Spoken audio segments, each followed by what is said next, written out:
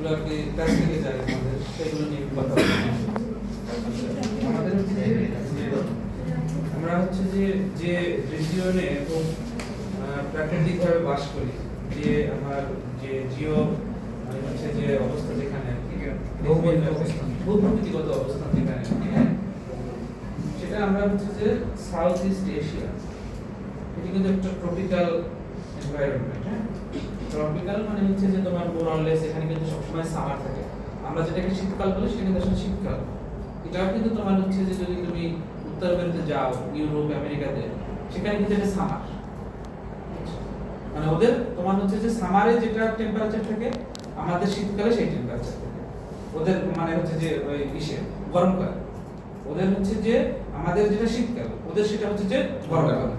এটা হচ্ছে normal issue. সুতরাং এটা একটা ট্রপিক্যাল এরিয়া এবং এখানে প্রচুর হচ্ছে যে রেইন হয়।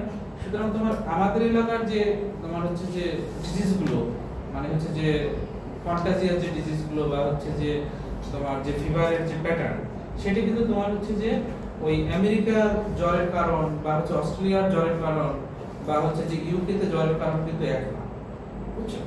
তো আমাদের এই যে ট্রপিক্যাল এরিয়াতে যে জ্বর হয়, এটা মেইনলি তোমার হচ্ছে যে 3-4টা ডিজিজ আছে যেগুলো আমাদের এই এলাকার মধ্যে তোমার হচ্ছে যে বেশি মানে হচ্ছে যে বেশি হয়।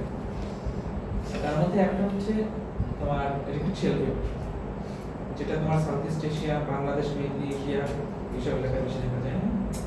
তারপরে তোমার কি হয়, ডেঙ্গু হতে পারে। তারপরে কি হতে পারে, চিকুনগুনিয়া, ম্যালেরিয়া হতে পারে। তারপরে হচ্ছে যে চিকুনগুনিয়া আমাদের হ্যাঁ আছে কিন্তু অতটা কমন না। হ্যাঁ, তারপরে এন্টেরিক ফিভার। হ্যাঁ, এন্টেরিক ফিভার হতে পারে তোমার, কিন্তু এন্টেরিকটা আবার হচ্ছে যে ট্রপিক্যাল বলা ঠিক না। এন্টেরিক ফিভার ওয়ার্ল্ড ওয়াইড সারা পৃথিবীতেই মোটামুটি কম বেশি হয়। আমাদের এখানে হচ্ছে যে মেইনলি ডেঙ্গু, ম্যালেরিয়া, রিকেটশিয়া আর হচ্ছে লেপ্টোস্পাইরা, এই চারটি হচ্ছে যে মেইনলি বেশি কম। হ্যাঁ, আমরা যে রিকেটশিয়াল ফিভারের 3টা টাইটার দেখি, ওখানে নিচে যেটা আছে ওটা কি, এটা তো বাংলাদেশে ব্রুসেলোসিস, আমেরিকার দিকে ওটা বেশি। ব্রুসেলা হয় না তা না, হয় অনেক সময় হয়, ব্রুসেলা হয় না তা না। এটা জেনেটিক ডিজিজ, মানে হচ্ছে যারা তোমার হচ্ছে যে গরু বছর বা হচ্ছে যে পালে যারা, তারপরে হচ্ছে যে মহিষের খামার আছে, ছাগল ভেড়ার খামার যাদের আছে, তাদের তোমার হচ্ছে যে এই ব্রুসেলোসিস হয়। যাই হোক, ব্রুসেলোসিস নিয়ে একদিন পরে আলোচনা করবো। হ্যাঁ, এখন যদি তোমার একুইট ফিভার থাকে, বেসিক্যালি তোমার হচ্ছে যে কোনটার কেমন ফিভার সেটা বা অ্যাসোসিয়েশন কি আছে সেটা তোমাদেরকে বলে। সেটা হচ্ছে যে যদি তোমার হচ্ছে যে প্রথমে আমরা চিন্তা করি হচ্ছে যে টাইফাস ফিভার নিয়ে আমরা বলবো, বা রিকেটশিয়াল ফিভার যেটা, ঠিক আছে? এই রিকেটশিয়াল ফিভারটা বাংলাদেশে খুবই কম, ঠিক আছে? এখন এটা কি অর্গানিজম, কি অর্গানিজমের নাম হচ্ছে যে তোমার ফটমটে নাম। একটা নাম হচ্ছে যে ওরিয়েন্টেশিয়া সুৎসুগামসি, রিকেটশিয়া ব্রাজিলি, রিকেটশিয়া টাইফি, ঠিক আছে? এরকম হচ্ছে যে কিছু অর্গানিজম আছে, এগুলোকে আমরা বলি হচ্ছে যে প্যারাসাইট। তো এখন তোমাদের হচ্ছে যে এটা দুইটা টাইপের আছে, একটা হচ্ছে যে স্পটেড গ্রুপ আর একটা হচ্ছে টাইফাস গ্রুপ, ঠিক আছে? তো স্পটেড গ্রুপ যেটা, সেটা তোমার হচ্ছে যে রিকেটশি করে এবং এটা হচ্ছে রকি মাউন্টেন স্পটেড ফিভার। এটা মেইনলি তোমার হচ্ছে যে আলপাইন বা হচ্ছে যে তোমার আমেরিকা, যেখানে হচ্ছে যে তোমার রকি মাউন্ট আছে সেই সমস্ত জায়গায় হয়। আমাদের এই রিজনে যেটা হয় সেটার নাম হচ্ছে তোমার টাইফাস ফিভার, স্ক্রাব টাইফাস, ঠিক আছে? তো এটা তোমার হচ্ছে যে 2টা বা 3টা কারণে হয়। এদের হচ্ছে ভিক্টর কারা, সেটা হচ্ছে যে আমাদেরকে জানতে হবে, তারপরে বুঝতে হবে। এক নম্বর যেটা তোমার, যেটা আমাদের হচ্ছে যে এপিডেমিক রিকেটশিয়া তোমার হচ্ছে টাইফাস ফিভারের, এত এপিডেমিক এন্ডেমিক বলে তোমরা ভুলাই ফেলবে। আমি বলি একটু, যেটা হচ্ছে টাইফাস ফিভারের তোমার হচ্ছে যে মেইনলি একটা কজ, সেটা হচ্ছে যে তোমার যাদের উকুন থাকে মাথায়, সেই উকুন থেকে তোমার হচ্ছে যে এই রোগটা ছড়ায়। ওই উকুনের পেটের ভিতরে হচ্ছে যে তোমার হচ্ছে যে রিকেটশিয়াল প্যারাসাইট থাকে। একটা হচ্ছে উকুন। 2 নাম্বার হচ্ছে মাইটস, আটুলি। গরু বছরের গায়ে দেখো না যে আটুলি থাকে, সেই মাইটসের মধ্যে হচ্ছে যে 3 নাম্বারে হচ্ছে যে তোমার যেগুলোকে আমরা বলি হচ্ছে যে লাউস, ঠিক আছে? যেগুলো হচ্ছে যে র‍্যাট নয়, লাউস যেগুলো আর কি, সেগুলো কি ওই যেগুলো সুসো বলে, যেগুলো একটা আছে না মূল সুসাল, মুখটা সুচালো ইঁদুরের মতো দেখতে, ওই যে ওইগুলোকে হচ্ছে যে ওগুলোর মধ্যে এরা হচ্ছে যে থাকে। এখন তোমার হচ্ছে যে যদি কেউ হচ্ছে যে এই কোণে কামড়ায় বা হচ্ছে যে তোমার এই আটুলি যেটা আমরা মাইটস বলি, এটা যদি কামড়ায় তাহলে এটা তোমার হচ্ছে যে ছড়ায় করতে পারে। হ্যাঁ, লক্ষণ কি? লক্ষণ তোমার যেটা সেটা হচ্ছে যে তোমার হাই গ্রেড ফিভার থাকে, সাথে হচ্ছে যে তোমার পেশেন্টের র্যাশ থাকে, এবং এই যে র্যাশটা থাকে সেটা প্রথমে তোমার হচ্ছে যেখানে কামড়ায় সেখানে একটা হচ্ছে দাগ হয়ে যায়, এই জিনিসটাকে বলা হয় হচ্ছে স্কার, ESCAR স্কার, হ্যাঁ। আর হচ্ছে যে তোমার মেকুলোকেবুলার কিছু র্যাশ থাকে যেটা হচ্ছে যে জ্বরের পঞ্চম সপ্তম দিনে হচ্ছে যে তোমার দেখা যায়, অনেক সময় দেখা যায়, অনেক সময় কিন্তু তোমার হচ্ছে যে দেখা যায় না, ঠিক আছে। আচ্ছা, আর কি? আর পেশেন্টের হচ্ছে হেডেক থাকতে পারে, তারপরে তোমার হচ্ছে যে পেশেন্টের জ্বর কমবেই না, সাধারণত 10-15 দিন পর্যন্ত জ্বর থাকতে পারে যদি প্রপার ট্রিটমেন্ট না হয়, হ্যাঁ। যদি তুমি একটা সিবিসি করাও তাহলে এখানে থ্রম্বোসাইটোপেনিয়া পাবা, আর লিভার এনজাইম যেটা SGPT সেটা সামান্য একটু বাড়তে পারে, ঠিক আছে। আচ্ছা, আমরা কনফার্ম হবো কিভাবে? কনফার্ম হবো হচ্ছে যে যদি আমরা টাইফাসের তোমার হচ্ছে যে IgM বা PCR করে আমরা বের করতে পারি তাহলে কনফার্ম। আর আমরা যে পরীক্ষাটা করি সেটা নাম হচ্ছে ওয়েলফেলিক্স, এটা আসলে সেনসিটিভিটিও কম, স্পেসিফিসিটিও কম, বুঝছো? এটা আসলে খুব একটা মূল্য আছে তা না, তারপর আমরা করি হয়তো একটা আইডিয়া নেওয়ার জন্য, ঠিক আছে। যদি 4-4 রাইজিং টাইটার হয় তাহলে এটা তোমার হচ্ছে যে সিগনিফিকেন্ট টাইফাস ফিভার, হ্যাঁ। সাধারণত দেখবা যে হচ্ছে যে যারা একটু ওভার ক্রাউডেড কন্ডিশনে থাকে, একটু স্লাম এরিয়াতে বসবাস করে, একটু লো সোশিও ইকোনমিক কন্ডিশনে যারা বসবাস করে, তাদের হচ্ছে কিন্তু এই তোমার হচ্ছে যে এই মাথায় উকুন থাকে, বিশেষ করে হচ্ছে যে মেয়েদের, ছেলেদেরও থাকে কিন্তু মেয়েদের তো একটু লম্বা, জেনেটিক হয়তো বেশি থাকে ওদের। তো এইসব কন্ডিশন কিন্তু তোমার হচ্ছে যে জ্বর থাকে, ঠিক আছে। এবং হঠাৎ করে জ্বর যদি আসে পেশেন্টের, এবং সাথে যদি হচ্ছে যে তোমার এইরকম হচ্ছে যে একটু থ্রম্বোসাইটোপেনিয়া থাকে, লিভার এনজাইম যদি রেজ করে, ঠিক আছে, তারপরে তোমার হচ্ছে যে এসকার যদি পাওয়া যায়, মেকুলোকেবুলার র্যাশ যদি পাওয়া যায়, তাহলে আমরা হচ্ছে তোমার টাইফাস ফিভার চিন্তা করবো। এবং এটার ম্যানেজমেন্ট যেটা সেটা হচ্ছে যে তোমার ওয়েলফেলিক্স টেস্ট অপেক্ষা করবো না, আমরা যদি ক্লিনিক্যালি মনে হয় যে টাইফাস হতে পারে তাহলে আমরা ডেফিনেটলি হচ্ছে যে স্ট্রেট ফরওয়ার্ড ডক্সিসাইক্লিন শুরু করব, 100 মিলিগ্রাম BD 7 days, ঠিক আছে। এটা হলো হচ্ছে তোমার টাইফাস ফিভার। আচ্ছা, এরপরে তোমার হচ্ছে যে যদি ডেঙ্গু হইতো তাহলে এটার সাথে এটা আমরা কিভাবে ডিফারেন্সিয়েট করব? ডেঙ্গুতে তোমার নরমাল ভাইরাল ফিভারে একই সিম্পটম থাকে, ডেঙ্গুতে যেটা থাকবে সেটা হচ্ছে যে তোমার ব্রেক বোন ফিভার বলে, মানে হচ্ছে যে তোমার মানে হচ্ছে যে মানে হচ্ছে যে আমার সমস্ত হাড়ে ব্যথা, সমস্ত হাড়ের মধ্যে ব্যথা, আমি নড়াচড়া করতে পারছি না। এই চিকুনগুনিয়াতে আর হচ্ছে যে ডেঙ্গুতে থাকবে যে তোমার এই ব্রেক বোন ফিভার।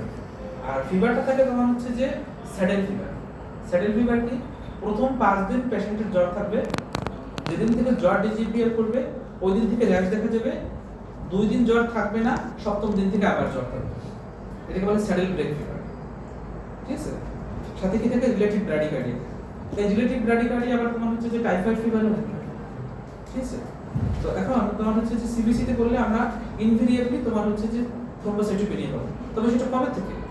ফিভার 5 দিন পরে থেকে, যেদিন থেকে তোমার হচ্ছে যে ফিভার কমে যাবে সেদিন থেকে তোমার হচ্ছে যে থ্রম্বোসাইটোপেনিয়া ডেভেলপ হবে, মানে হচ্ছে যে করা শুরু হবে, হ্যাঁ।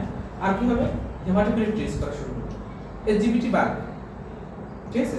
ALT/AST বাড়বে, তোমার সেটা কম, বেশি বাড়বে না, তোমার ধরো হচ্ছে যে 100 140-50 এরকম বাড়বে। আচ্ছা, আর হচ্ছে যে তোমার যদি তুমি এটার সাথে করো যে হচ্ছে পেশেন্টকে আমি ডায়াগনোসিস করতে চাই, তাহলে প্রথম 5ম দিনের মধ্যে যদি আসে তাহলে ডেঙ্গু NS1 অ্যান্টিজেন দিবা। যদি 5ম দিন পার হয়ে যায় বা কনফিউশনে থাকে তাহলে NS1 দিতে পারো, 10তম দিন পর্যন্ত দেওয়া যায়, কিন্তু তখন তোমার হচ্ছে যে IgM IgG দিতে হবে। ম্যানেজমেন্ট কি? ম্যানেজমেন্ট যদি আমার প্লেটলেট কাউন্ট না কমে যায় তাহলে হচ্ছে সিরিয়াল প্লেটলেট কাউন্ট করব, পেশেন্ট যদি বমি না থাকে, হেমাটোক্রিট যদি রেজ না করে, ঠিক আছে, যদি রেনাল ফাংশন টেস্ট ভালো থাকে তাহলে আমরা হয়তো ফ্লুইড দেব না। কিন্তু পেশেন্ট যদি ভমিটিং থাকে, অ্যাবডোমিনাল পেইন থাকে, এগুলো আবার হচ্ছে যে তোমার ডেঞ্জার সাইন অফ তোমার হচ্ছে যে ডেঙ্গু ফিভার, ঠিক আছে। ডেঙ্গু ডেঞ্জার সাইনের মধ্যে হচ্ছে যে তোমার অ্যাবডোমিনাল পেইন, ভমিটিং, হেপাটোমেগালি আর হচ্ছে যে রাইজিং হেমাটোক্রিট, এই 4টা বিষয় যদি থাকে তখন সেটাকে আমরা বলবো হচ্ছে যে তোমার ডেঞ্জার সাইন অফ ডেঙ্গু। তখন তোমার হচ্ছে যে আমাদের আইভি ফ্লুইড দিতে হবে, প্রত্যেকদিন হচ্ছে যে পেশেন্টকে আইভি ফ্লুইড রাখতে হবে, হ্যাঁ। কতটুকু আইভি ফ্লুইড রাখতে হবে?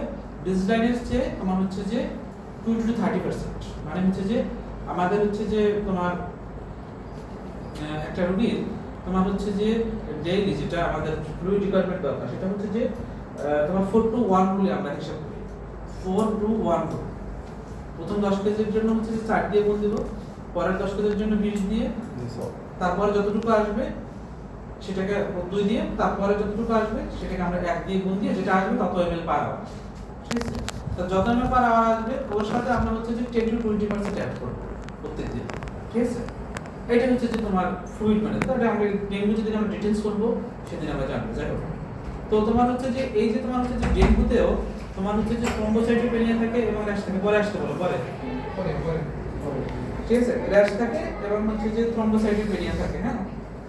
তো এই র্যাশটা হচ্ছে যে তোমার 5th ডেতে বা হচ্ছে যে 6th ডেতে সাধারণত অ্যাপিয়ার করে। এটা হচ্ছে যে ব্রুজ টাইপের একটা র্যাশ, ঠিক আছে? এটা হচ্ছে যে পারপুরা হচ্ছে যে ডেভেলপ করে, পারপুরা পেশেন্টের তোমার হচ্ছে যে থ্রম্বোসাইট কাউন্ট কমে গেলে তোমার হচ্ছে যে জেনারেলি হচ্ছে যে পারপুরা ডেভেলপ করে, সেই পারপুরাটাই আসলে র্যাশ হিসেবে অ্যাপিয়ার করে। তো এটা যদি হয় তখন তোমার হচ্ছে যে আমরা চিন্তা করবো হচ্ছে যে হয়তো ডেঙ্গু হতে পারে, হ্যাঁ। আচ্ছা, এরপরে কি হতে পারে? এরপরে হতে পারে তোমার হচ্ছে লেপ্টোস্পাইরা, আর একটা হতে পারে তোমার হচ্ছে যে ম্যালেরিয়া। যদি ম্যালেরিয়া হয় তাহলে তোমাকে চিন্তা করতে হবে যে পেশেন্ট আসলে থাকতে হবে তোমার রাঙামাটি, বান্দরবান, খাগড়াছড়ি মানে চিটাগাং অঞ্চলের মধ্যে হচ্ছে পেশেন্টকে থাকতে হবে, ঠিক আছে? ম্যালেরিয়ার লক্ষণ কি? ম্যালেরিয়ার লক্ষণ হচ্ছে যে তোমার ম্যালেরিয়াতে তোমার হচ্ছে যে লিভার ইনভলভমেন্ট এবং হচ্ছে যে টেম্পারেচার যেটা সেটা হচ্ছে ডেইলি টেম্পারেচার, মানে হচ্ছে যে একটা নির্দিষ্ট সময় আসবে এবং যাবে, অথবা একদিন পর পর হবে, অথবা 2 দিন পর পর, অথবা 3 দিন পর পর। আজকে জ্বর আসলে আবার 3 দিন পর জ্বর, আজকে জ্বর আসলে আবার একদিন পর জ্বর, মাঝে একদিন গ্যাপ থাকে। যদি এরকম হয় এবং হচ্ছে যে পেশেন্ট যদি তোমার চিটাগাং এরিয়া, হিল এরিয়ার মধ্যে হয় তখন আমরা হচ্ছে বা ম্যালেরিয়া চিন্তা করবো, হ্যাঁ।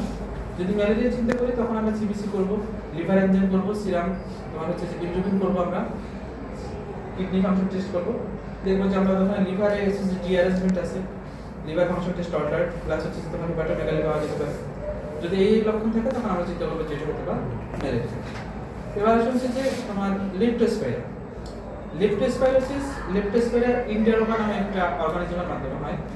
এটাও তোমার হচ্ছে যে বেসিক্যালি যারা হচ্ছে যে গরু বছর বেশি পালে তাদের হচ্ছে যে এটা থেকে হতে পারে। আরেকটা জিনিস দিয়ে হয়, সেটা হচ্ছে যদি হচ্ছে যে এটা আবার ইঁদুরের পেটের ভিতরে থাকে বা ইঁদুরের ইউরিনের সাথে এটা হচ্ছে যে যায় এই অর্গানিজমটা, যারা হচ্ছে যে তোমার ওই ইঁদুরের অর্গানিজম মানে ইউরিন বা হচ্ছে যে তোমার অ্যাক্সিডেন্টালি কোনো কারণে ইনজেস্ট করে বা হচ্ছে যে ঢুকে পড়ে আমাদের শরীরে কোনো কারণে, যেমন মনে করা হচ্ছে যে গাছ থেকে একটা আম পড়ছে, তলায় পুরো পাইছে কেউ, হ্যাঁ, পাকা আম পড়ছে, রাতের বেলা হচ্ছে বা বাদুড়ে খেয়ে ফেলছে, পরের দিন সকালে ওইটা হচ্ছে কেউ খাইলো।